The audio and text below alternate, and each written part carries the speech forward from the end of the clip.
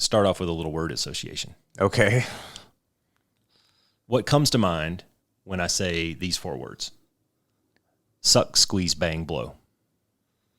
I don't know if we can talk about that on this podcast, man. No, starting a motor. Okay, pretty close.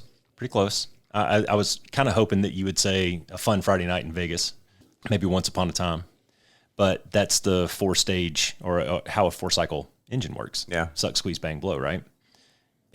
Almost every internal combustion engine on the planet works this way, to include our turbofan engines in our fighter jets. Target south, 23,000. Big. 21 target north, move stack 36,000, 13,000. Bang. 40 scope, short skate, hot, right.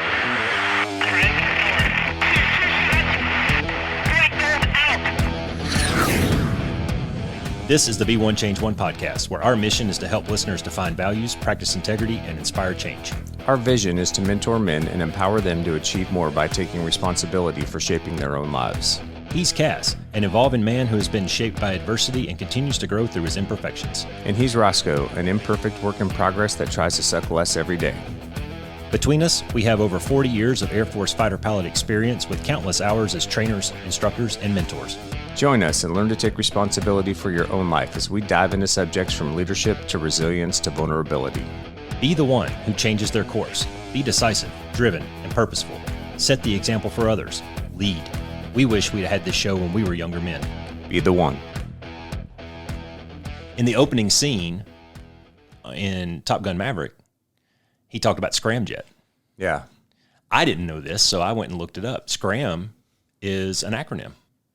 Yeah, I didn't know either. Yeah, so ramjet made sense, and I was like, well, what the hell is scramjet? So scramjet technology is supersonic combustion ramjet, and scramjet technology has been around since the 50s. Yeah, well, I think they used a lot of that to build and develop the motors for the SR-71, from what I understand. That was still a turbofan engine, but yeah, it was a lot of the. But that's what led to. In fact, in Top Gun Maverick, the model airplane that, at least from what I could find, it was called an SR-72. Yeah, and I heard Lockheed actually helped them design that. Oh, well. That's what I actually heard. You want to go down conspiracy? I don't know if it's true or you want not, to go conspiracy theory?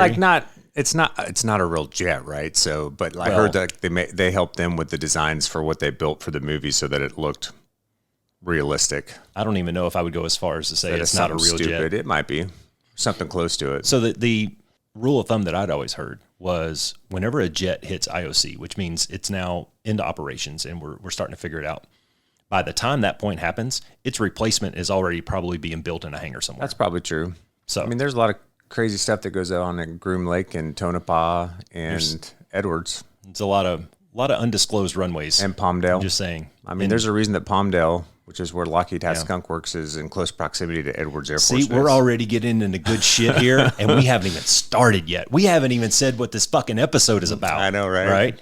Well, you did, kind of. You said Top Gun Maverick. Well, I mean, that could have just been us sitting around that's true. drinking a beer and watching a cool guy show. Although I couldn't watch it for 3 hours, I'll tell you that.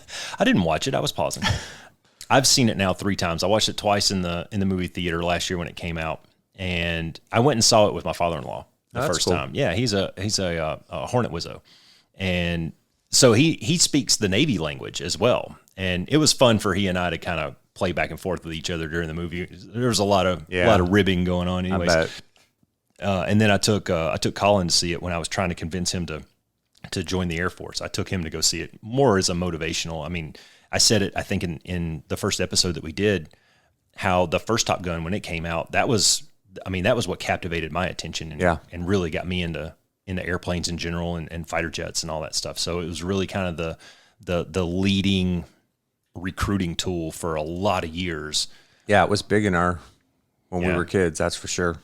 And nowadays, with the numbers as low as they are, the recruiting numbers across the board, regardless of service, I'm really hoping that this serves the same purpose here in 2022, 2023, where it'll start to energize some of these younger kids. You know, there might be a 9-year-old that saw Top Gun Maverick and maybe doesn't want to grow up to play shirtless football on the beach, but he wants to fly fighters. Yeah. So I guess that's a dead giveaway of what this episode's about. Yeah. Top Gun Maverick. Kind of. Let's have some fun with it. All right. So, well, hold on. Let's say what we're going to go. do. Let's say what we're going to talk about. Go So for before it. we get started, what we're going to do today is we're going to look at 4 of the main characters in Top Gun Maverick, which is Maverick, Rooster, what was his name? Hangman and Bob. Yep. And we're kind of going to go through each one of those and pull out some things that we both saw about personality traits and egos and have a discussion around it. Maybe values. But there's so much more. There is. There's so much more. So go ahead, Roscoe. I was just thinking about the symbolism of the first scene of the movie and the last scene of the movie. Tom Cruise in a hangar working on his P-51. He happens to have his own repair manual there and, his 10-millimeter socket, which we all know is bullshit because nobody can find the 10-millimeter socket. That's right. And, but I thought by the way, all captains in the Navy can afford a P-51, just so you know. True. Yeah. He probably had it donated to him somewhere. Knowing him, he probably stole it. Yeah. But the symbolism I thought was kind of cool about, from the first movie with him and Goose, and he never really got past that. Mm-hmm. And you saw glimpses of that even in this movie, but kind of maybe there's some symbolism there with his P-51 about just living in the past too long, man. Yeah.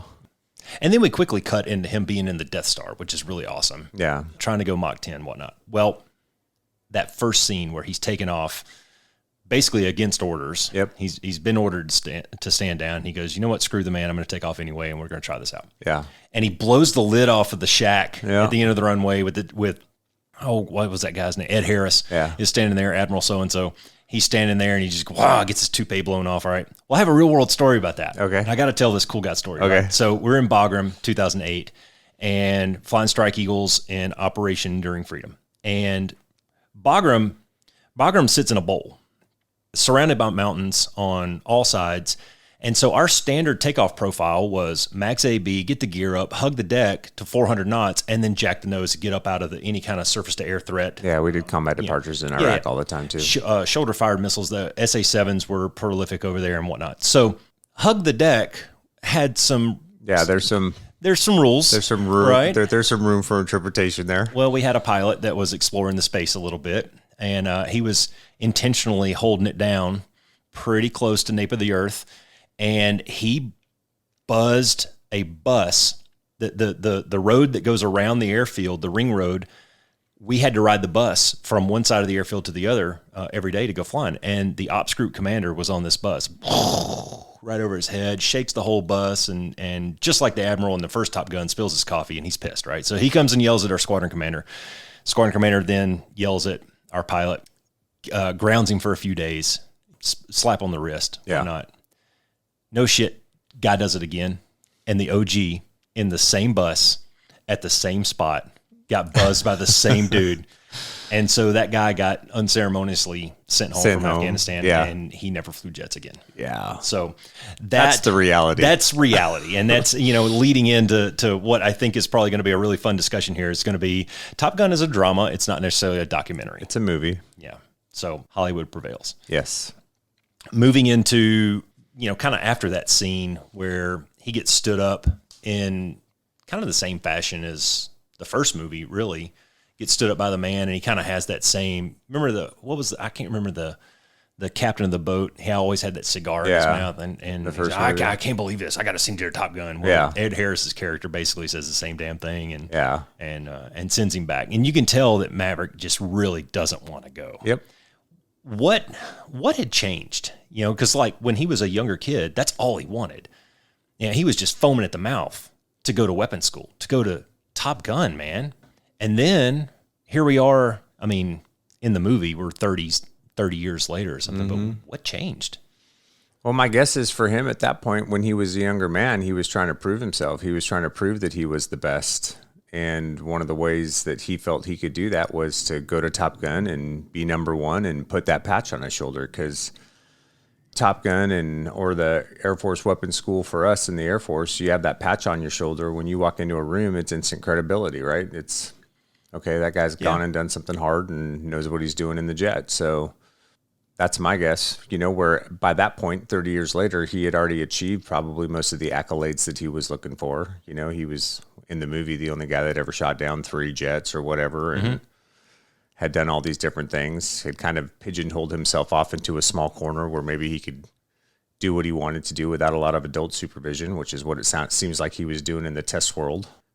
And so I think that's what changed for him. Which, by the way, just a sidebar, it's not unheard of to go, line IP to Top Gun and then eventually go to weapons or to test pilot school. Yep, some guys do. I know a handful of There's guys. A couple. Most guys go one track or the other for the most part. Yeah. The vast majority. But it's not unheard of. But it's not unheard of. Yeah, so that's not totally made up, I guess. But it sounded like he was, or kind of the gist that I got, into this second movie was he was sort of trying to remove himself from Gen Pop a little bit. Like, I don't want to deal with people. He's out in the middle of the Mojave Desert living in a hangar by himself. Yeah. I'd say that's fair. So that's just an interesting transition from the first movie to the second movie, just watching his character arc and how maybe his values had changed over time. He's now in 06. He's not really in charge of anything. Yeah, maybe he just had a little more flexibility in his older age, too, because he had a little more rank, instead of flying the line, being an ops guy kind of a thing. I think what's interesting for me in general, though, is so the hero of the movie is Maverick. And what's Maverick? He's a loner. Yeah. He's a rule breaker. He's a guy that doesn't think any of the rules apply to him. He can do whatever he wants. Generally speaking, yeah. He has a very difficult time expressing feelings and maintaining relationships, whether it's female or male. Yeah, how much of that's accidental versus on purpose? Yeah. I don't know. But you just look at the track records, right? Like that's just how it is. Leave a wake of destruction behind you. Yeah, and then he likes to push boundaries. Can't forgive himself for the past. Can't break away from his past. Like he hasn't taken any of the time required to deal with all of those issues that follow him. Yeah, in those regards. And so it's just, that's interesting to me, right? Like that's your guy. That's the male. That's the cool, super cool fighter pilot that everybody should emulate and try to be like, is this dude who's a total loner, completely messed up emotionally, can't deal with his past, and it thinks none of the rules apply to him and doesn't want to be accountable to anybody for it. I bet you we both know a long list of people that are like that. There are some people that I know that are like that, but I mean, dude, as you know, and as you just kind of alluded to with your cool guy story, there's not, if you have that attitude in the Air Force, especially flying fighters, you're not going to be around very long. Yeah. There's not a high tolerance for it. There's not a high tolerance and not only from a rules and instructions and boundaries standpoint, but from a peer review standpoint. Yeah. There's just not a lot of room. And that's not to say that there aren't times where you can smartly question your leaders or provide advice to your leaders about something, or that there aren't times where maybe you do lean forward in the jet and push a little or be a little more aggressive around something. But a lot of that has to be very tempered. Yeah. And, a note that I had written down from the movie is there are several instances throughout this 2-hour tale of just outright disrespect. Yeah. For authority and rank. Absolutely. And dude, that shit doesn't fly. No. Like, okay, we always talk about the rank is off in the debrief, but that's behind a closed door with only the dudes that were there. So all I'm going to tell you is if you're a test pilot and you take an aircraft up on a test, unsanctioned, and then because your ego's so fucking big that you have to push it above Mach 10 to see what you can do, and you trash that however hundreds of millions or billions of dollars that have been dumped into that program, there's no 4-star admiral, whether he's pack fleet or not, that can save your ass. Yeah. Like there's no Iceman coming You're to breaking rescue rocks in Leavenworth for the rest of your life for that. Yes. So let's just make sure that that's clear to everybody. Again, drama, not a documentary. Yeah, and in some respects too, like the thing that hit me was, what a fucking dick move for all the people on that team that were working on that jet. Yeah. Now they were all like going, oh yeah, this is cool, go Maverick, because it's the fucking movies, right? But dude, he just took that entire program and trashed it for his own fucking ego. Yes, but there's a couple of lines exchanged in there between Maverick and the warrant officer, Hondo. All right. So Hondo, as he's getting ready to step to the jet, Hondo says, Mav, you know what happens if you do this, right? Yeah. And he kind of looks around at the team and he goes, well, I know what happens if I don't. Because the program was going to get scrubbed anyway. All right. So in that But regard, then he scraps it by blowing up the airplane. You see, and this is true throughout the movie. You see these glimpses of compassion, Sure, from Maverick, and that's true. I'll give you that. Glimpses, and maybe not just wholesale until maybe the very end, where everybody embraces in this big hug. And I guess my point is, in the real world, everybody on that team that went ahead and Yeah. followed him in doing that would have been breaking rocks next to him in Leavenworth as well. oh, 100%. 100%, because at any point, any one of those guys could have said no. Yep, they were all followable. Yes. So there's a lesson to take away from there. Don't just blindly follow what you think the guy in charge wants to do. If it's Yeah. dumb, anybody has an opportunity to stop that Yeah, shit. that's true. All right. So following that, he gets called back to Top Gun. Yep. All right. And he's standing in front of two admirals. Mm-hmm. And that was a comical conversation. They started breaking out what the mission is. Yeah. All right. And I thought that this was a good, we're going to have some fun discussion around this. God. All right. Well, I mean, just from It's Hollywood. I got well, it. let's just go. The into this. cinematography was awesome. Let me just say that. It was fabulous. Yeah. I think the Blue Angels flew a lot of the real scenes Yeah, out there. the cinematography in it was. They actually was had the phenomenal. actors in the back seats. Yeah. I mean, it was Cinematography was. it was great. And this is in no way bashing the movie. I love the movie. Yeah. I thought it was great. But let's separate some fact and fiction here. You're a red flag. Yeah. Red flag is a giant large force exercise put on by the Air Force a couple times a year. And I mean, we're talking hundreds of planes in the sky at one time, literally hundreds, thousands of people involved in this every day for like 3 weeks. Yeah. What's the planning cycle for that? That's a whole day before. 12 hours. 12 hours. They had 3 weeks to Yeah. plan up a mission. 3 weeks. Yeah, to and it plan up a wasn't that mission. difficult. Seriously. Okay, you're going to fly in a canyon, low level. Well, and they You're were gonna doing it with 4 aircraft. You're I going could- to pop to a target, and you're going to put LGBs on the target. I could have put Like, a better plan together for you with 60 aircraft in 8 hours. seriously, I wrote down here. I was like, really? I mean, this was like a standard 4-flug upgrade in the Strike Eagle. Yeah, We would same. fly in low level, pop to an LGB attack, and then dive this is back your out. low-level pop attack ride on Seriously. any upgrade. Did you ever go to the Minus to I have to pull 12 Gs in the recovery part.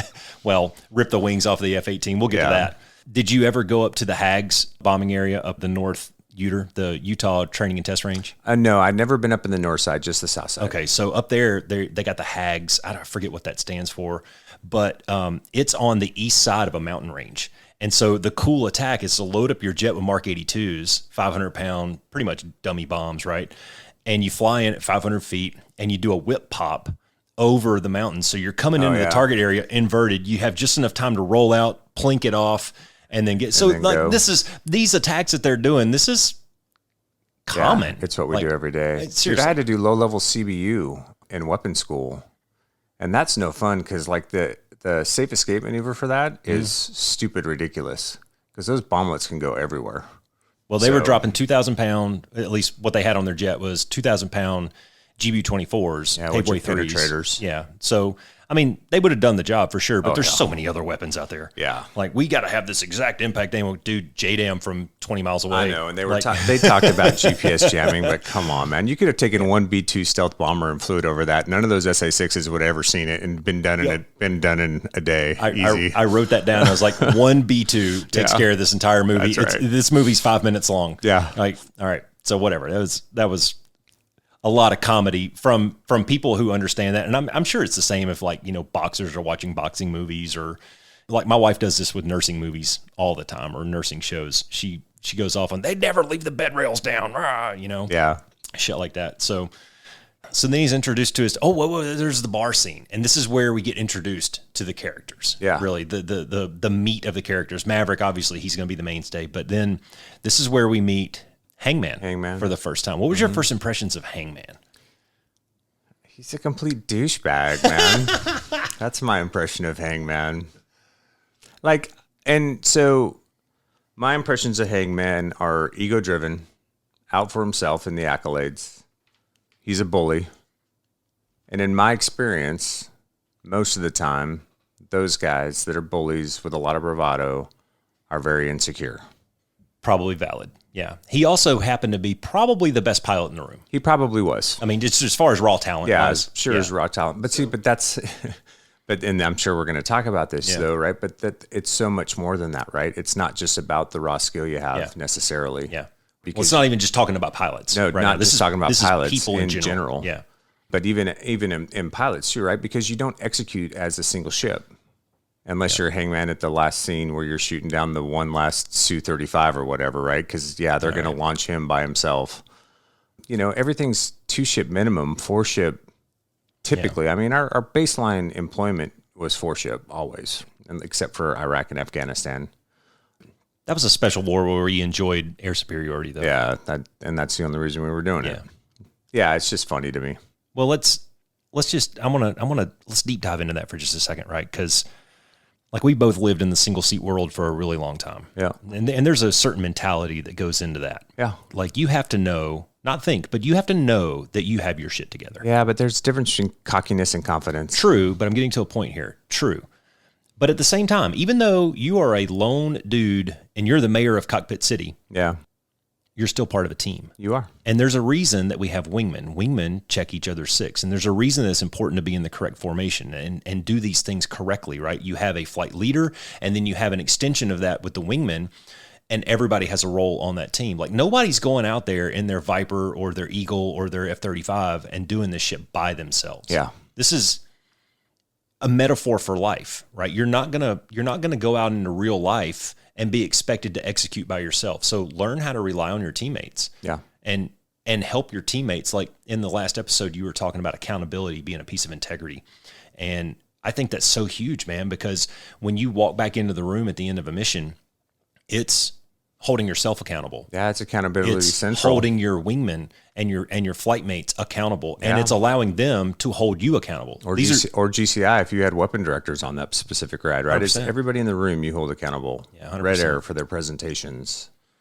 I mean, you've been to a weapon school support, right? Yeah. What happens if you get a shot call wrong in a weapon school ACMI debrief? It doesn't end well. No, you're done, right? So yeah, accountability is a big piece of it. Yeah. I thought that was, my impressions of Hangman were almost identical.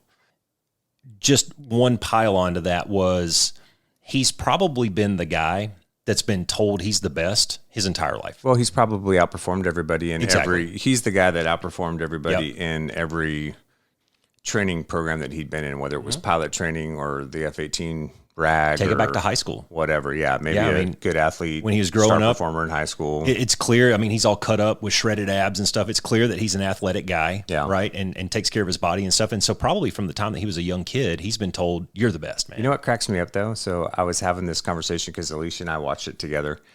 She's like, yeah, Hangman is, ice from the first. We were talking about the corollaries. 100%, yeah. I don't think so. I think he's math. Oh, see, I don't know. Egotistical. I'm number one. I'm the best. I mean, the thing, ice flew ice cold, right? But he didn't leave his wingman. That's true. He also wasn't, well, in the tactics in the movie he wasn't, the tactics cold, but in the movie he wasn't afforded that opportunity. If he were afforded the opportunity, do you think he would have done it? No, because I mean he was just as egotistical as far as the bravado that they try to show in these films and stuff like that. But no, man, I think Hangman was more the reflection of Mav in the first movie before the tragedy with Goose than he is Iceman. I could see that.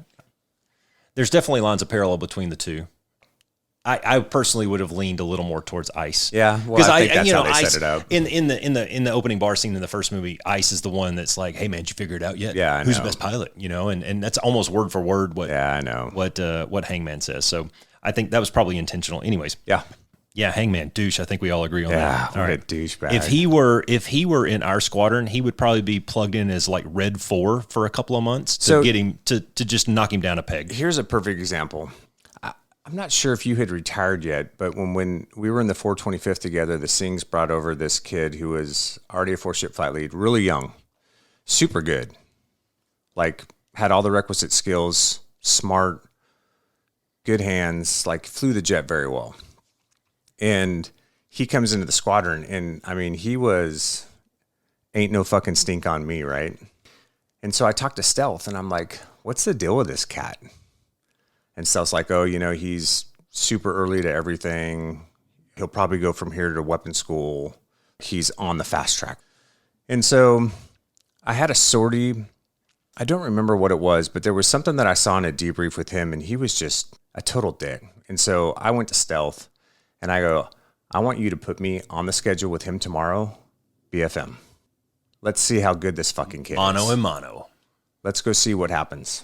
BFM is 1v1 dogfighting. Yeah. And so we go out there. So he comes up to me before he comes into my office, he's like, sir, we're flying. I see we're flying tomorrow now. What do you need me to do? I go, dude, you're going to lead it. You can build it however you want. You can be on all offense. You can be on all defense. We can do a mix of offense, defense, and high aspect. Whatever you want to do. I said, brief the motherhood. You can give me a brief of offense, defense, or high aspect, whichever one you think you know the best, and we can talk about your brief afterwards. And I said, and then we'll just go see what we do. Give me your best game. Right on. So we go up there, and dude, I fucking destroy this kid on every set. Even when I'm on defense, I'm crushing this kid's will to live. And not a dick about it. I was not a dick about it in any way. Not on the radios. When we get back in the debrief was very professional and all that stuff. But it was just, he needed to know that he still had a lot to fucking learn. Yeah. Like, I needed to break him down a notch because he had been in the squadron for a couple of weeks and I had seen it and I'd heard the grumblings a little bit. And so, yeah. So that's what I did with guys like that. Sometimes we need to get knocked down a peg. Yeah. And I'll share a little secret with you. I was Hangman for a long time. I was that cocky, my shit don't stink. I too had been propelled ahead of my peers and been told that I was the best for a long time. Guess how many friends I had at the end of the day? Yeah. This is why. So I was in the on-deck circle to go into the instructor upgrade as a lieutenant. Yeah. I had like 350 hours or something. Which is very rare. Very rare. But my commander saw exactly what you saw in this other kid. And he held me accountable to it, took me out of the on-deck circle, and I never got back in. And it was 100% because of my attitude. 100%. So when I sit here and I talk into this podcast about having been there and done that and lived through some of this shit, yeah, man, I could be sitting here with a patch on my arm too had I had a better attitude because I had the ability, I had the brains. Sure. Shit didn't work out. Now, looking back into it, hindsight 2020. I mean, I was grumpy for a long time, and it still took me after that. It still took me a couple of years to learn the lesson. Sure, but I still believe that everything happens for a reason, and I'm at peace with it now. There is a part of me that sometimes lays there and goes, "What if?" But I'm past that. I'm not looking in the rearview mirror anymore. Yeah, well, the only thing I would say to that, Roscoe, too, is that some of the best instructors that I had in my career in the Air Force didn't have a patch on their shoulder. Well, yeah, I mean, it wasn't about that, but think about why I was driven to do that, being in that position at that time. Yeah. You know? No, I understand. It goes back to too.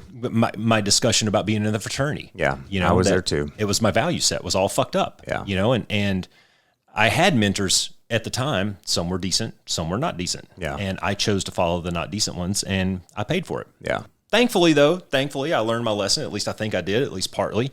And we're sitting here able to have this conversation. Yeah, and let me hit on the mentor thing one thing real quick because you don't see this. I mean, there's a little bit of it in the movie because Mav's kind of brought in to mentor these guys to be able to do this mission or whatever. But what I can fundamentally say is I may have had the raw talent and the requisite skills, but if I had not seeked out certain individuals, a patch wearer of mine named Frag Job when I was a young punk in Korea. If I wouldn't have had a guy like him or a guy like Crusher Feeder who was a punk with me in Korea who held me accountable and we would do a bunch of stuff on the weekends to get better. A non-patch guy that taught me how to do seed, suppression of enemy air defenses like nobody else could, named Scary Sherry, who was a reservist. You know, if I hadn't sought those guys out over and over and over again and asked the questions, made them go to the Sims with me, I wouldn't have gotten to where I was. So my point in saying that is, like you said a million times, and like you said at the beginning of the podcast, it's not about being the best individual and hoorah, I'm the best, blah, blah, blah, blah, blah. Like, you got to seek out the people that can help you get there. Yeah. And that's why mentorship is so important. Yeah, I think there's so many good stuff. This is going to be like a 2-hour episode. There's so much good stuff to take away from here just in real life. And I know we're talking about a drama, but as you were sitting there talking, I was thinking, I just started reading this book called The Intentional Father. And his whole intro is talking about, look, dads, your son may not always come to you and ask you to help him with something or help him through something. So you have to be proactive. And I think you and I both sitting here we're able to look back into our past and go, man, we say it in the opening. This is the podcast that we wish we'd have had when we were young men. Yeah. You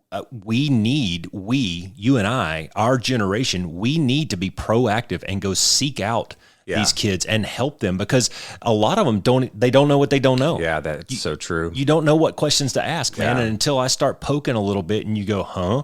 So we can't, as a generation, I mean, you and I are pushing a half a century here, but as a generation, we can't expect these younger kids to have it figured out. We have to go and help them, and we have to be proactive about it. You have to. Yeah.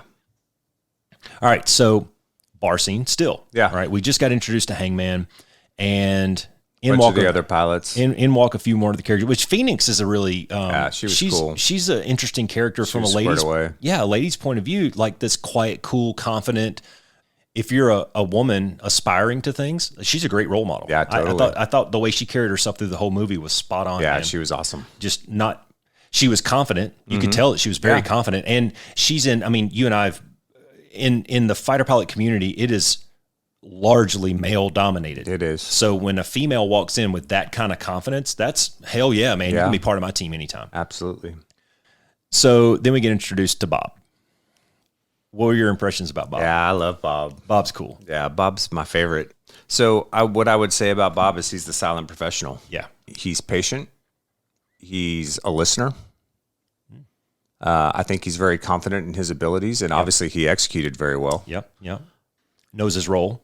Definitely a team player. Yeah, knows his role, which is another thing that we teach guys in a fighter squadron is know your role and never miss the opportunity to shut the fuck up. That's right. Sometimes you are to lead, sometimes you are to follow. But one thing I noticed in that entire movie is everybody's bad-mouthing Hangman to each other. So the bar scene that we're talking about, right? Like then Rooster walks in and Phoenix and him have a conversation. Oh, Hangman, blah, blah, blah, blah, blah. And you kind of get this, the impression that, okay, everybody knows this is Hangman. This is just how he is and nobody likes him. Yeah. Bob was the most courageous of all of them because outside of Rooster trying to pick a fight with him when he started talking about his dad, Bob's the only one that ever called him out in a formal setting. Exactly. He's the only one that stood up to the bully. That's right. When he's sitting there and he's like, well, he's going to pick the best men. You guys need to figure this out. And he looks at Phoenix and he makes some whatever misogynistic comment that he makes. And then Bob goes, oh, yeah, that's about standard, And he starts, Bob's the only one in the entire movie the entire time. Maverick didn't even do it. He's the only one that ever stood up to him. Now, I wrote down almost the same thing, man, about being just a quiet, cool. And I wrote down that he's very detail-oriented. Yeah. And that went to both how he carried himself just in that bar scene even, and then all the way through to the mission execution. You could tell that, man, that guy was squared away. Yeah, he was. He was squared away. And sometimes here's your life lesson, I guess, or at least from my point of view, is you don't always have to swing the biggest stick. Nope. You can be a quiet, cool dude, man. You don't have to be the loudest guy in the room. That's right. And people say that when you walk into a room, you should be fearful of the quiet guy because he's the one that's taking notes. Yep. He's the one observing he's catching everything. It all. Yep. And when the shit gets ready to go down, he's the one you got to look out for. That's right. So, anyways, I loved Bob all the way up until the shirtless football scene, which we'll get to in a minute. He was the only dude out there with his shirt on. I mean, the chick didn't even have her shirt on. Come on, Bob. And then Rooster walks in. He's the last of the four that we'll kind of deep dive into. Rooster, I think that they tried really hard to make him appear to be very much like his dad, even though his dad wasn't in his life. Bob was the closer one to Goose in this movie, I think. So. I do. I think so. But in that bar scene, I think that they tried really hard to make it seem like, hey, he's a chip off the old block. Well, sure, with the whole song and everything. Part of his DNA. And I mean, so everybody else is in their uniform. He walks in with a Hawaiian shirt on and his Ray-Bans. Yeah. So everything from that all the way up to the bar or the piano and all that good stuff. But you could tell, just like Goose in the first movie, everybody liked Rooster, except Hangman maybe. Yeah. But everybody liked him. Yeah. Just like kind of very similar to Goose's character. Yeah, Hangman probably didn't like him because he's so insecure. And he's a threat. He was the only one he saw as a threat. Yeah, exactly. And maybe rightfully so. Maybe. His ego had put up a barrier to where if he ever got found out, he had a chance to lose for maybe the first time. And it was probably going to be a big blow to him. Yeah. So anyway, so that's our team.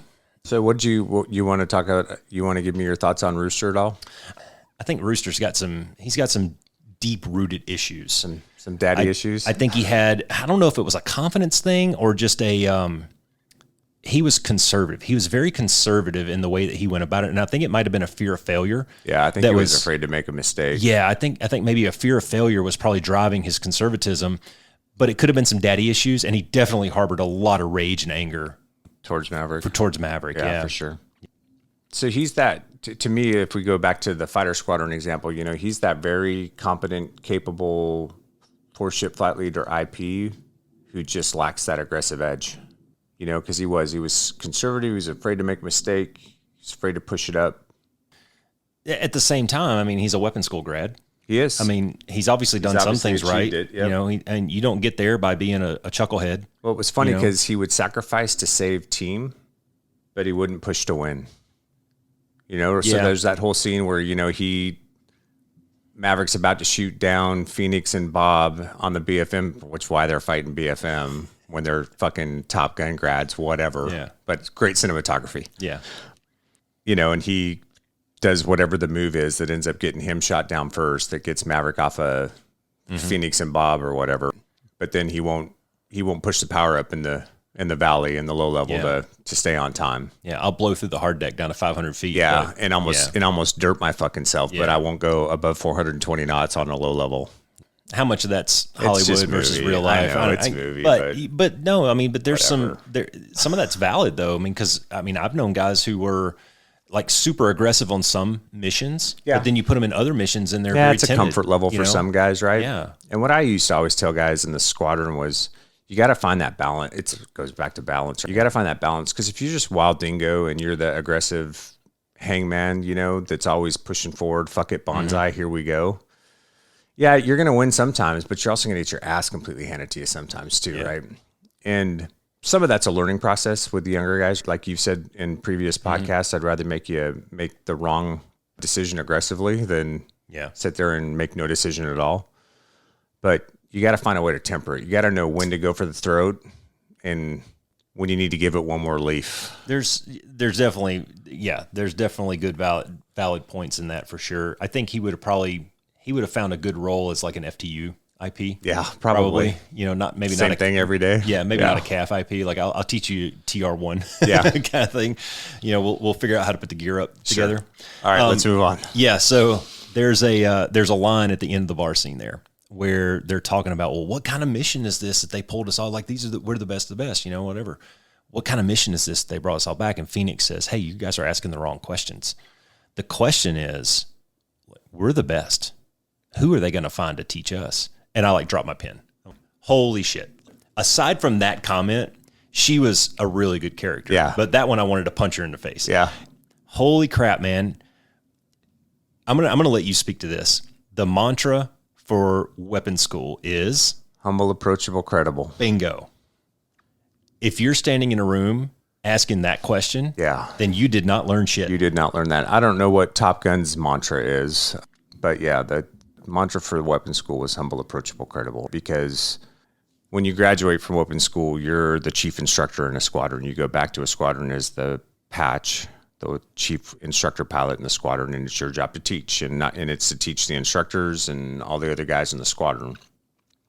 You can't do that if you're a hangman or, if you're super ego driven. If you're not humble, first of all, the humility piece is important because there's a lot riding, like people expect a high level of performance out of you every day as a patch wearer, but guess what? We're human and we fuck up too, right? And so part of the humility is when you screw up something in the debrief, point it out and let guys know that, hey, we all make mistakes and it's okay, and this is something we can all learn from. But it's also not being an ego-driven asshole like Hangman is, because if you're like that, who's going to come ask you a question? Yeah, like nobody's going to want to approach you. That goes into approachability a little bit too, right? Then you want to be approachable, right? You can't be a dick. If there's no stupid question, you've got to be open, because guys, everybody learns at a different level. Everybody learns at a different pace, and everybody learns in different ways, right? And you're supposed to be the guy that they can come to and ask whatever question they have about things. And, if you're, I remember I remember a weapons officer of mine one time just completely berating one of my B course student that I was in the B course with, because he didn't understand they were getting ready for a turkey shoot, and they were trying to do the coefficients on the jets to make the bombs drop better, is basically all that means. And one of the students didn't understand how to do it, and he went and asked the patch about it, and the patch lost his shit. Like, I don't have time for this. I can't believe you don't. And it's like, dude, he's never seen it before. How would he know, right? So don't be that guy. And then credible. You got to be good at what you do. So you got to have a certain level of credibility. Like, you can't go out there and get your ass handed to you every day. Or guess what? Nobody's going to listen to you. You can't suck when you fly. You have to strive for excellence in everything you do, whether that's going out to the range, dropping on the range, air to air. I mean, everything, the briefs, the debriefs, it has to be top notch, high quality all the time, every time. Yeah. I read this book the other day. It's called Flying in the Wind by Dan Rooney. And he said, he had a line in there, and I'm probably going to misquote it. So if you're listening, please don't hold this against me. But he says, flying fighters is like driving a race car, playing Call of Duty, playing a guitar, and being on a radio talk show all at the same time. Yeah, it's true. And just the level of multitasking that we ask these kids to do. I mean, I look at what they're doing nowadays, and I'm like, oh God, man, I can't believe that we used to do that day in and day out, and no questions. Yeah, it's like, this is just what's expected of you. Yeah, and I mean, the training pipeline is so long, and it's so spoon fed and methodical that it's no surprise that by the end of the training course, these kids are at that level. But when they get there and they start in their first few times getting in the cockpit, you're like, oh my God. Yeah. Like this is a mountain to climb. And by the end of our careers, we're just like, we're on cruise control. It's like, it's like, you just don't even think about it. Nope. You get the keys for your jet and it's like, it's like no big deal. And that's what, we were kind of joking in the beginning of the podcast about, planning this mission up in just a few hours, like they're making this big deal out of it. Well, if you're the best in the fucking world, man, you should be able to like, cool, just give me my coffee filter lineup card. Let's go. Yeah. Anyways, the next scene in the movie is really them getting introduced to what the mission is. Yeah. And they go into this big thing about, well, these SAMs are lethal and you're going to have to fly in at 100 feet and you're going to pull 9 times the force of gravity. Yeah. All right, motherfuckers. Cool guy story here. So I was a strike eagle dude for a lot of years. And the strike eagle, like all of us that wear G suits, we have to go through the centrifuge. Yep.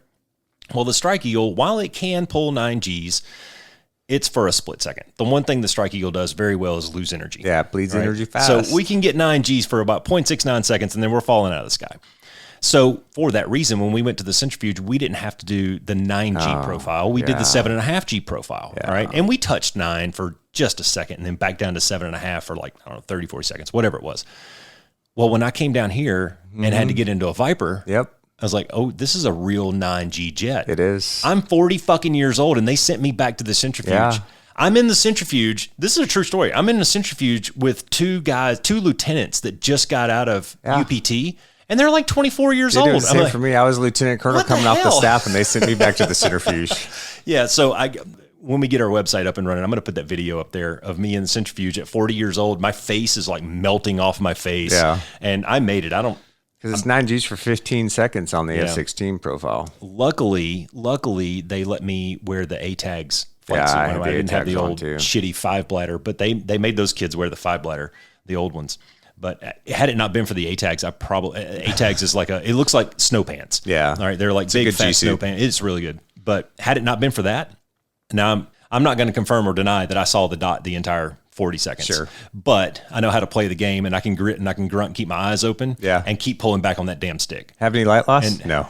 And you know the answers to the test by now, right?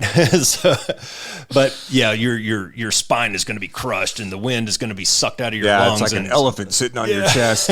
Dude, I used to talk to guys flying defense over 8 Gs. Seriously. I'm looking over my shoulder, pulling 8.5 Gs going, don't pull yet. You don't set your lift vector yet, not yet, or nope. Let it get whatever. There's tolerance that gets built up for sure. And, if you ever get a chance to take a long block of leave or maybe you're PCSing or something like that and you're out of the jet for maybe a month or a little bit more, the first ride, it's like, oh, okay. Because, there's a lot of muscles involved in this. Yeah, the worst for me was always coming back was getting Gisels. Yeah, which is basically like, it looks like a rash that you get for the listeners out there because your body's not used to the Gs anymore. And what happens is a bunch of the capillaries on the first couple layers of skin pop, and so you get all these red dots all over you. It's a rite of passage. And I think that, again, by the end of it, we just got so used to that stuff that it's like, whatever. I mean, you don't even feel your G suit anymore. Yeah, these kids are, all those guys in that movie, they're kids. They're probably late 20s, early 30s, and all of them are in really good shape. Yep. They don't have any problems. No. They don't have any problems with this. And they're weapons school instructors, so they probably do this every day. Yep. I mean, in a real fighter squadron, you're going out and pulling G's. Even on a benign sortie, you're 6+. All the time. All the time. The pitch out from coming up initial is a 4G pull. It is. I mean, it's if you're doing it right. Anyways, it's not a big deal. They get into trying to figure out how to fly this low level on time. And this whole, it's a long, drawn out process. Again, they got 3 weeks to figure out how to fly through a canyon. Yeah, in 2.5 minutes. Good God, man. We used to fly through the Bruno Canyon on the way home from the Mountain Home Range, be down in the southern part of the range. And the Bruno Canyon is, it's a fairly deep, you can get down in it and still be 500 feet above the floor, which was our LASDAT limits for a long time. You can still be 500 feet and have canyon walls on both sides of it. And we did that routinely. Yeah. Like we would purposely pick targets in the south part of the airspace so that we could run the canyon on the way home. On the way home. So anyways, so they're figuring out how to do this, and they're figuring out how to do it in this specified amount of time, which I believe in the beginning was 3 minutes. It's just 2.5 or 3. I don't remember. Okay. Where I want to pick this up is where the Admiral, he fires Maverick. Mm-hmm. All right. So kind of a body blow to him. This is after a lot of ice. Yeah, ice dies. Ice dies, and there's a lot of, good discussion in there between Ice and Maverick and how they've just become really good friends and whatnot. But the Admiral comes in, and something that stood out to me is he lowered the standard. He bumped it up to 4 minutes. Yep. And man, I put an asterisk beside that when I wrote it down. And if I could give the listeners a piece of advice around that kind of metaphor, it would be, don't ever expect someone to lower the standard. There's no easy buttons in life. Like, this stuff doesn't happen, right? And when you lower the standard for whatever it is, we're talking from the perspective of being part of what I would call elite teams for several years. When you lower that standard, what are you really doing? You're minimizing or marginalizing your capabilities, and you're accepting mediocrity. Yeah, that's what you're doing. And that's the issue, because mediocrity can't live in an environment like that, because it's going to get people killed, and people killed fast. That's right. We went through this back in about 2010. We were talking about having females become part of the tactical air control party. And I think across the community at the time, we didn't care. I was there. I was doing the air liaison officer gig at Fort Campbell with the 101st. And I don't think any one of us cared about the female piece of it. Like, that wasn't the thing. But it was, the point was they were going to try to lower the standards to allow or create new standards for the females. And for example, if the males had to do 60 push-ups, the females would only have to do 40. And we're like, hard stop, dude, because if I'm in a foxhole getting shot at, I need to know that person can pull me out. Yeah. And 40 push-ups might not be able to. Right. But 60 can. You know, and that's where we kind of drew the line. As far as being in a locker room with a chick, nobody cared. Yeah. That wasn't even a discussion point. Yeah. If the chick can come in and run a 5-minute mile and do 100 push-ups, hell yeah, let's go. Yeah. I think we see the same thing in the fighter pilot community. Yeah, you do. And you see it in different variations. So, like, I remember when I came back to the 62nd as a weapons officer after weapons school, as you're taking guys through the basic course, there's benchmarks that they have to make. And I was trying to get all the instructors on the same sheet of music as to kind of what the standard of performance was for different rides. Because what's really unfair to students when they're going through the course is when they go, I'm flying with Roscoe today. I got this made. All I have to do is not hit him and I'm going to pass. Yeah. Because it's not a demo prof ride, a demonstrate proficiency ride. Santa Claus. Or they're flying with CAS and they're like, oh man, if I screw up anything, I'm going to get busted, And so, and I had I had a couple of IPs. They're like, because I was like, so they have 4 offensive BFM rides. BFM 4 is Demo Pro. And I'm like, dude, if they can't find a turn circle entry on BFM 3, bust them. Because they're not going to find it on their demonstrate proficiency ride. And now you're just setting them up for failure, because all the Demo Pro rides counted towards DG and all that. There was points that were associated with performance. And I had a couple IPs that are like, well, we can't do that. It's not a demonstrate proficiency ride, blah, blah, blah, blah. And I'm like, but what good are you doing? You're accepting mediocrity and sending a kid who's not prepared for his demonstrate proficiency ride and expecting him to demonstrate proficiency. It makes no fucking sense, Yeah. So, well, there's a fine line there with what you can fix in a debrief and what you can't. Yeah. And if the guy can't see that picture, you're not going to fix that in a debrief. Yeah. He's got to go out and actually see it at 500 miles an hour. Yeah, and when you give a kid a chance to fix things before the demonstrate proficiency ride, they typically do better because it's not as stressful as an event.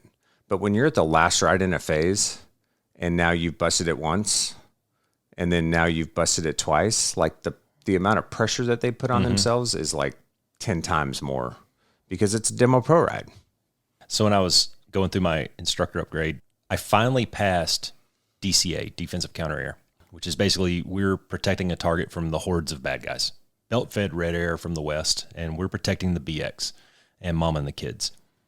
That grade sheet that I finally passed, it had 4 X's on it. I busted that ride 4 times before I finally... It was so bad that I grabbed a bro of mine. He was an older patch, and I pulled him into my office, and I was like, hey, man, should I be worried about this? He said, has the commander talked to you yet? No. Then just press. Okay. Yeah. And I mean, I was trying really hard, but it was like little slip ups in the debrief or little slip ups in execution, and hard. Our patch at the time, there was no margin of error. Yeah. It was, and rightfully so. I mean, he had a standard and he held the standard, and I'm not arguing that, but man, it was demoralizing. Yeah, to see 4 X's on the fucking grade sheet. Sure. Like standing up in front of the group, you're briefing a Strike Eagle flight, 2 people per cockpit, 4 cockpits. So 8 people in the room. It's sweaty. It's hot. And I'm supposed to brief these guys on how to go execute this mission. And all of them have copies of my grade sheet going, motherfucker, you don't know what you're talking about. So yeah, it was humbling. Yeah. And then the last point that I'd make on the standards thing is even if the organization, the people, whatever the case is around you have lowered a standard, don't lower yours. Like keep your personal standard high. Yeah. So if you want to shine on an organization, that's how you do it. Yeah, I listen to a few. I have a list of podcasts I listen to, and one of them that I talked to, Andy Frisella, in his Real AF podcast, he always talks about personal excellence is the ultimate rebellion. And just like you said, man, you want to stand out and be that lone wildebeest over here doing your own thing, man. Personal excellence is the way to go, dude. Yep, it is. This is why you keep your mind and your body and your soul tight and in balance. And if everybody else is jumping off the bridge, dude, you ain't got to jump off that bridge, man. Yep. Keep your shit together. March to the beat of your own drum, bro. Because eventually, this goes back to our mission statement for the podcast, right? Yep. Eventually, those other people's they're gonna see what you're doing. That's right. And you're gonna inspire them to change. Well, and that's why it's important to define values, because if you know who you are and what you're about, you're gonna make good decisions around those things. Bingo, man. We're tying all this crap together like a big old knot. All right. So more on the mission, then they finally get to where they can half-ass fly down the canyon. And then they're talking about this pop over the mountain. Okay, so in the movie, the target is in the middle of a fucking volcano. Yeah. It's a mountain on either side with surface-to-air missiles all around it. And this is what I giggled out loud when they initially pitched the mission to Maverick. And he says, well, on an ordinary day, F-35s would go in there and they just slay the beast, and this would be no big deal. But, there's GPS jamming. Yeah, I know, right? Bro. Whatever. Bro. We got this. All right. We got this. We trained to this. Maybe there's a reason Mav wasn't at Top Gun anymore. Maybe. He's a dinosaur. He's kind of out of the loop. So anyways, they're trying to figure out this pop, and then they go into this discussion about, we got to pull 9 Gs up out of this canyon. Yeah. Well, scary. The F-18's only rated to 7.5. Well, guess what, dude? You ain't pulling 9. Yeah. All right. If it's rated to 7.5, that's it. Yeah. It's not like, to a degree. Now, the flight control mechanisms in the F-18 are different than what we're used to. Yeah, I don't know if they have the same. Theirs it's a McDonnell Douglas jet, so it's very close to what the Strike Eagle does. That jet, the guts of that jet are almost similar, identical to what the Strike Eagle is. So I'm a little bit familiar. It's hydromechanical, electrical, and to a degree, you can drive the stabs down and get G that you might not have known was there.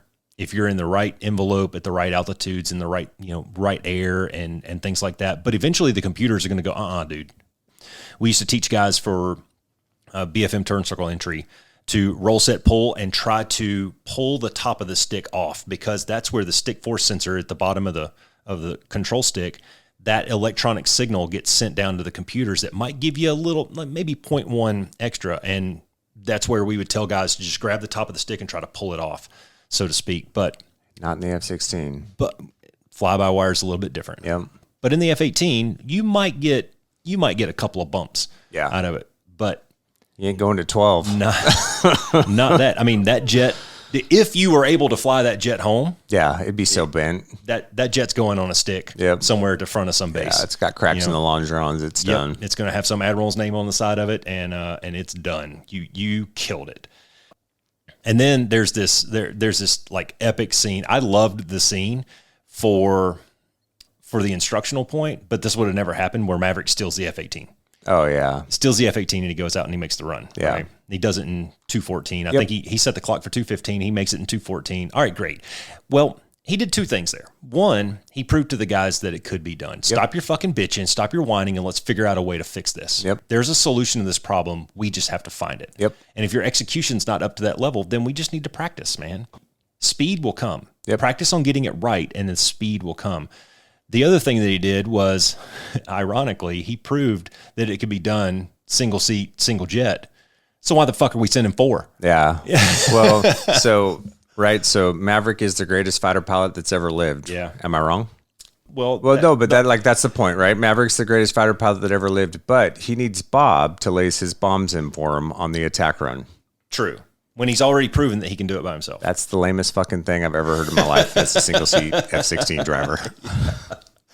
Yeah. I do not need you lazing in my bombs. I can do it on my own just fine. There's definitely a time and a place. And coming from a guy who's two-place cockpit, 2 guys operating at 80% efficiency are going to outperform 1 guy operating at 100 almost all of the time. If you got 2 guys in a strike eagle cockpit that are hitting on all 8, and there's a clear division of duties, and everybody is knowing their role and executing their role at a high level, we're going to outperform a single seat jet just from an overwhelming standpoint and the ability to process information.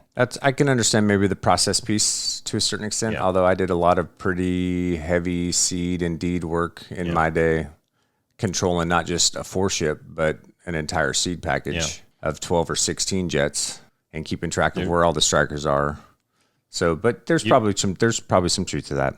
Well, there's a reason that you're sitting over here telling these stories, and maybe some other people weren't operating at that level. That's true. I can tell you that some of my best sorties were the ones where there were not a lot of words said in the cockpit. It was just silent execution. Yeah. You know your role. I know my role. We're going to high five on the ramp at the end of this. We killed everybody. We shacked our targets, and maybe 5 words were said inside the cockpit. But that's just from an efficiency standpoint. For the mission that they were doing, so much wrong with the way it was planned, how it was flown. Yeah, it's Hollywood.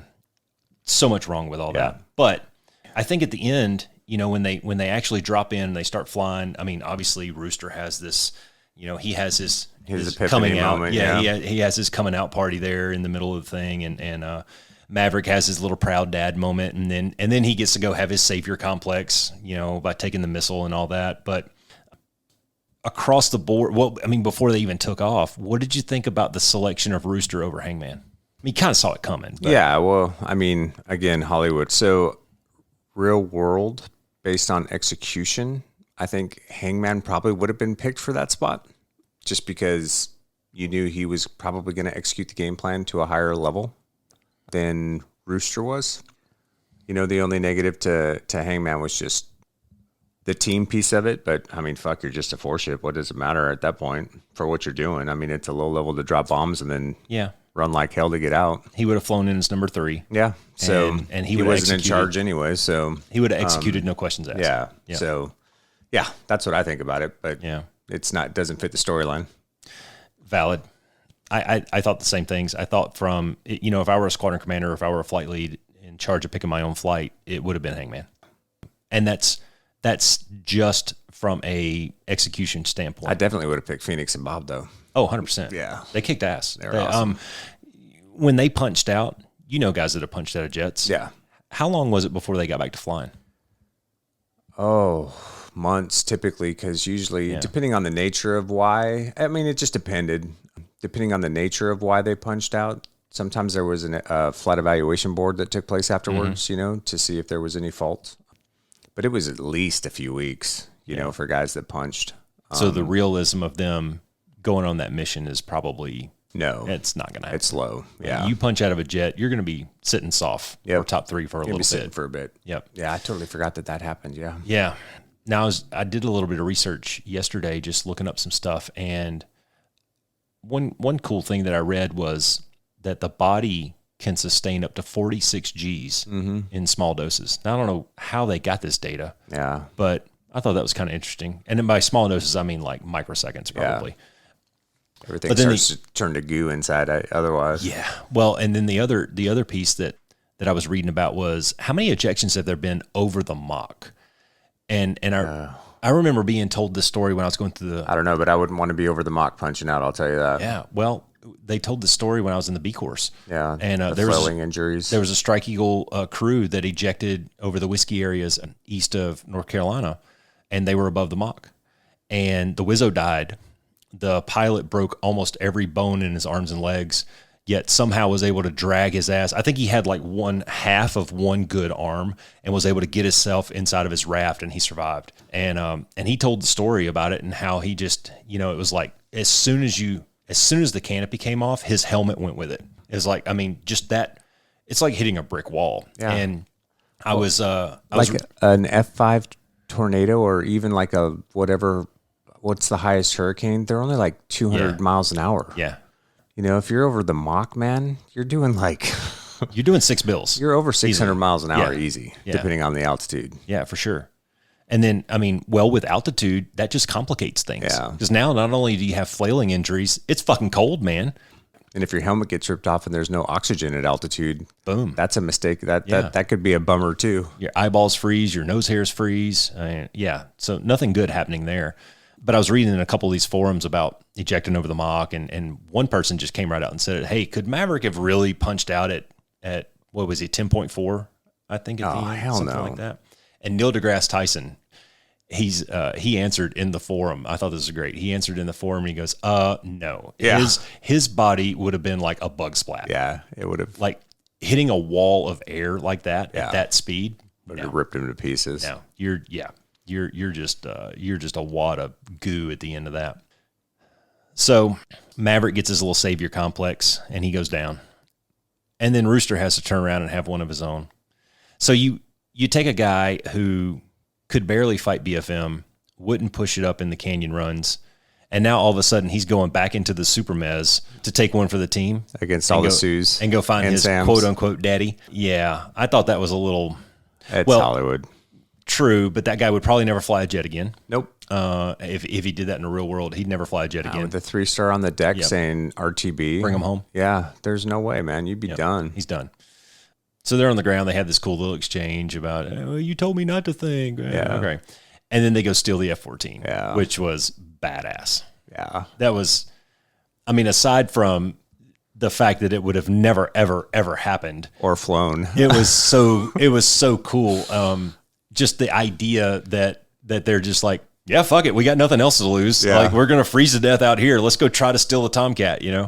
Well, that was pretty cool. Didn't follow any of their survive, evade, resist, escape protocols or any of their comm protocols. Like nothing. None. Let's go to the closest enemy base and steal an airplane. Yeah. And they had this they stare each other down and they're like, well, what do you want to do? I don't know. What do you want to do? I know. Oh, let's go steal a jet. Sounds like a great idea. Yeah. So do you know how to work the maintenance carts out on the line? A couple of them. Yeah. Yeah, but only because of deployed ops and only because I tried to make it a point to spend time and hang out with my maintenance guys. Mm-hmm. I could have probably gotten through it. It would have taken me a lot longer than 30 seconds. Yeah, I could have started an air cart. I'd have no idea what pressure it would need to be to fire off the motor. The only reason that I would have known even where to start is because I was a crew chief for 8 years. Yeah. And I'm kind of familiar with how those things work. And, at least I can, recognize the language on it because it's not intuitive. It's not like, and, for the listeners, you don't get a set of keys and walk out to your F-16 and go, no, there's a million switches that you got to do, and there's timing, and there's a certain sequence of events, and if you don't know that sequence, then the shit ain't gonna work. Yep. And those maintenance carts aren't any different. Yet Maverick not only knew it, but he could communicate it to Rooster in 20 seconds, and he executed flawlessly. Yeah. Not one single hiccup. Yeah. With that. After not flying it for 20 years. I need you to crank this and give me power to that, and then pull all the pins, and then put the ladder up, and then get in the jet. Yeah, most guys wouldn't know how to pull all the pins in their jet either, probably. Seriously. I mean, how many times did you have to teach a young guy in a cross country? Yeah. When you're going to a flag, but you don't have tankers, and so you land somewhere and you're like, all right, dude, let me walk you around the jet. This is what we need to check. This is what we got to pull. That was a bit of comedy, and then pile onto it. So they both finally get in the cockpit. Rails clear. Okay, canopy comes down. And miraculously, in 2022, this movie came out in 22, the harnesses that they were wearing matched up perfectly with the Rogue Nation F-14 ejection seat. Yeah. And so clip, now we're in the jet. Yeah. Like awesome possum. Yeah, I don't think so. Yeah. I don't know what ejection seats were in the F-14. I don't either. The F-18s were Aces 2 seats. Yeah. So just so you guys know, when we fly, we put harnesses on, and because the parachute's actually packed in the seat. And so you have basically the riser straps come over your shoulders, and you click them into your harness before you take off, so that if you have to eject, you're attached to the parachute in the seat. That's what Roscoe's talking about. Yeah. I was happy to see that when they had that scene of Maverick laying there in the snow, kind of waking up from his ejection, at least he had his mask down and his visor up. So that was, what was it? A canopy visor mask. C-Kid LPU, four-line prepare and land. Four-line prepare and land. How did he do it, though, if he was unconscious? Well, was he unconscious from the crash landing in the snow, or the getting shot down from the jet? These are questions we'll just never know. I guess that's true. There are a lot of guys that black out on ejection because it's like 26 instantaneous G's when you pull the handles, and so they go out, but they usually wake up in the chute. Yeah, well, it's just lack of oxygen in the brain, I guess. Yeah. Not unlike pulling 9 G's for a sustained period. If you don't get on your G string, yeah, that's very true. This is how we lose kids. Just graying out, and they're augering in a perfectly good jet because they didn't squeeze their ass cheeks. Yep. It's something that simple. There's so much technique that goes into that. All right, so they steal the F-14, and then they've got to fight the big bad Su-57 5th-gen fighters, who also are not affected by the GPS jamming, surprisingly. Not that an F-35 could have done any better. It, too, like a Strike Eagle, it likes to lose energy and fall to the dirt. But good jez planning by a joint engagement zone planning by a foreign country too. Yeah. They're usually not that good at that. How'd that deconfliction go? I wonder. They're usually not that good at that kind of deconfliction. That's awesome. They didn't understand the hand signals with each other, and then Maverick just pulls some of that pilot shit out of his ass and shoots down a couple of them. That was pretty neat. I thought that was pretty neat when they were saddling up on the one, and he does that like flat plate. Yeah, where he split the power on the motors and kicked the rudder. Well, and the Su-27 or the Su-57. Oh, that one, yeah. He just stops like this, and you can see the vapor trails coming off the wings, and that big puffy marshmallow cloud around it, and all that. You ever fought the F-22? Yeah, that's where I was going to go with this. It's like we started out. They got a ton of Z-axis capability. Again, Strike Eagles fall to the dirt. That's what they do good, and so we would start off 6K offensive. And within about 120 degrees, we're defensive. Yeah. Terminate, set up another. Yeah. Like those guys, there's a significant amount of maneuverability in those jets. Especially with the thrust vectoring and stuff too. It's actually more just their Z-axis capability than it is the vectoring from what I understand. But yeah. Yeah, I don't know. It's impressive. There's a... just go up. Well, you couldn't go up in the Strike, but... we could, but just the Viper, I'd just go up. Where we made a lot of money was...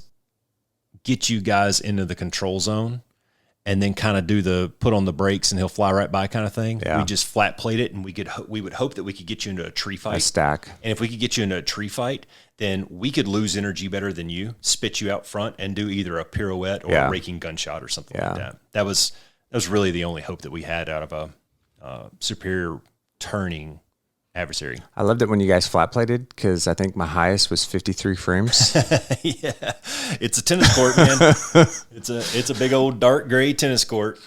All right, so we steal the thing, and then Hangman comes in and blows up the last dude That was pretty awesome. Yeah, he got his little piece. He's going to get an air medal out of it. But then he flies right through the fucking wreckage. I know. And he fought it out both of his motors. Now he's ejecting over the ocean. Exactly. Yeah, so Hollywood. Never would have happened. Nope. All right, never would have happened. And then we get back on the deck and everybody's friends. Bob and Phoenix are, I don't even remember seeing them in the closing scene. Yeah. But they were heroes. You know, Yeah, they lased in the bombs and blowed the thing up. Maverick closes it out with a big old bro hug with Rooster, and it looks like they kissed and made up finally. And then, of course, you got that Maverick, Iceman. Now it's Rooster and Hangman. Hey, you can be my wingman anytime. Yeah. Kind of thing. So who learned what through the course of the movie? What did Maverick learn, either about himself or about his boys? You know, what was his big character arc? What was his big takeaway from the whole thing? If I was going to wager a guess, I would say that from what we were talking about previously, the way that I see it was Maverick's identity was completely wrapped up in being a fighter pilot. Mm-hmm. So, he said as much. Yeah. I'm a fighter pilot. I'm not an instructor. That's right. Okay, whatever. Yeah. And that's what led to, I think, you know, the ego, the loner, the rules don't apply to me. I don't have any accountability, or if accountability is placed on me, I'm going to push back hard, kind of a thing.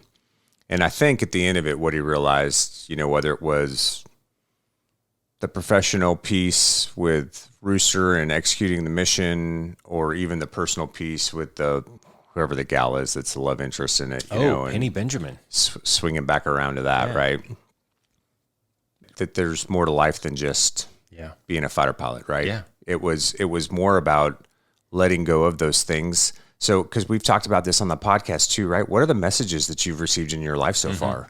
Because Maverick always had the chip on his shoulder, right? Like he wasn't good enough. That was the message that he always get. And he was never going to be good enough because of who his daddy was. And then he lost Goose and he wasn't good enough. And so there's that constant message that he's gotten his entire life that he never really overcame, which is probably why he was a complete dick most of the time. And then he also recognized, you know, he even says in the movie at one point, you know, I wish I would have handled that relationship. I tried to be the father to him that he didn't have after Goose died, and I wish I would have done a better job. And so I think what it is at the end is he's recognized these regrets that he's had in his life, mostly driven by his fucked up ego. Yeah. And it's a little bit of he's starting to shift away from that finally. There was a scene in the middle of the movie that I think was kind of his turning point, and that was when they were doing the shirtless football, which, by the way, man, there's nothing like a good shirtless volleyball on a Saturday afternoon. I mean, I know you probably did that a lot. I know I did. I would always go in and get my dog all the tags. time, yeah. Now, were you the guy? Did you wear your blue jeans, or were you a sweatpants guy? No, I like the runner shorts. Oh, okay. You know, like the high panties. ones. Yeah, Ranger okay. panties were my favorite. Yeah. Okay. Yeah. Yeah. That's just a good way to kill time and you know, really build some good team camaraderie, some shirtless. Because I was never sleeping off a hangover on Saturday morning after Friday night at the O Club. God, no, man. Or roll call or something. No, nothing. But at the end of during the football scene, right, he's going, hey, we're doing dogfight football, which was kind of a cool concept. But he walks away from the game. You know, he scored his touchdown. Yeah. Right, great. But he walks away from the game, and he's sitting in his chair, and he's just got this ear-to-ear grin. And I couldn't help but sit there and think, I was like, that is a proud dad moment right there. Yeah. That you could tell that he was just enjoying watching the kids play. Yeah. And I know I've been there, man. I did this last Friday night. I went out and played basketball with all the boys, and there was a couple of times where we had this Mexican kid out there playing with us, doesn't speak English. He works with Nikki. And I was just having to tap him on the shoulder and point to a guy to get him to go play defense. Like, he didn't speak any English. It was really cool. But there was one point late in the evening where I threw him the ball. He's like 3 feet from the basket, and I'm at half court, and I said out loud, I'm like, please let this kid score a basket. Yeah. And he finally made one. Nice. And you could just see, man, and I don't know who was more happy, me or him. Yeah. But I think that, you know, especially sitting in where we're sitting now, those proud dad moments are a lot of fun. Yeah. And I think that Maverick really had one there. And I think it happened at the end of the movie too, where, you know, him and Rooster, they kind of had they got it out of their system. Yeah, they got it out of their You know, system. they They're did. working on the P-51 together. Yeah, they went to the mattresses and they got it out of their system, and then they were able to just kind of look at each other, and you could just tell this look on Maverick's face was like he had a proud dad moment, and I think that was an interesting way for him to turn a corner there, going from, like you said, I'm kind of the solo dude, a loner, probably why he ended up in the test environment.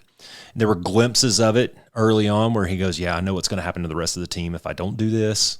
But then to see that really come to fruition at the end of the movie, I thought was really neat. Yeah.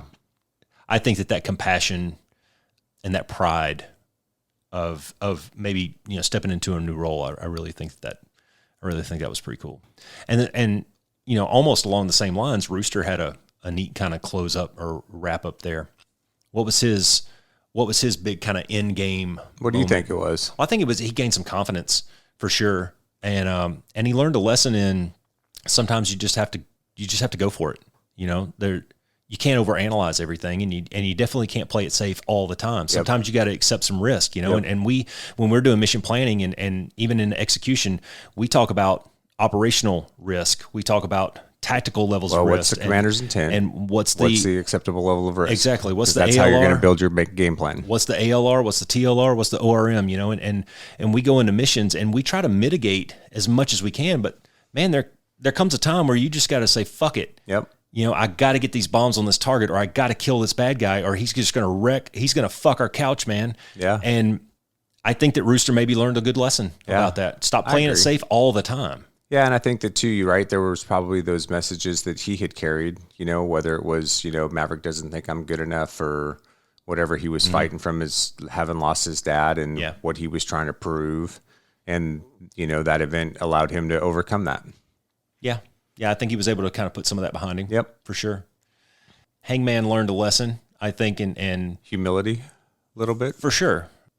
This is something that I've been telling the boys since they were old enough to understand it, is sometimes the best team doesn't win. Sometimes the best dude doesn't get the job.